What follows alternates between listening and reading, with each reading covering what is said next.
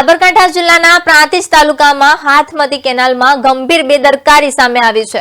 રસુલપુર ગામ પાસે કેનાલમાં પડેલા ગાબડાને કારણે મોટી માત્રામાં પાણી ખેતરોમાં ફરી વળ્યું હતું।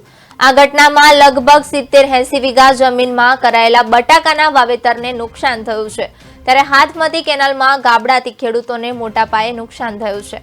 70-80 વીઘા બટાકાના પાક પર પાણી ફરી વળ્યું છે।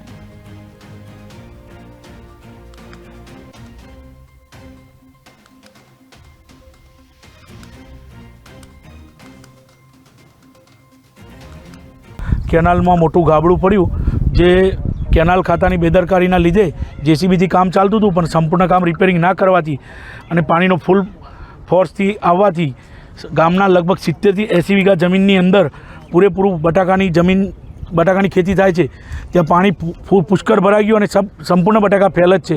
તો એના માટે કડકમાં કડક પગલાં લેવામાં આવે અને ખેડૂતોને યુદ્ધના ધોરણે કામગીરી કરી અને વળતર આપવામાં આવે। એવી છે એટલે કુમળી બટાકો બીજો પાક હોય તો રહે, બાકી બટાકો તો અમે ભેજે બાપનો કરીએ છીએ એટલા માટે, અને અતિશય પાણી થયું એટલે 60-70 વીઘા બટાકો ફેલ થઈ ગયો, એટલે એના વળતર માટે અમે આગળ કોશિશ કરીએ છીએ। એના માટે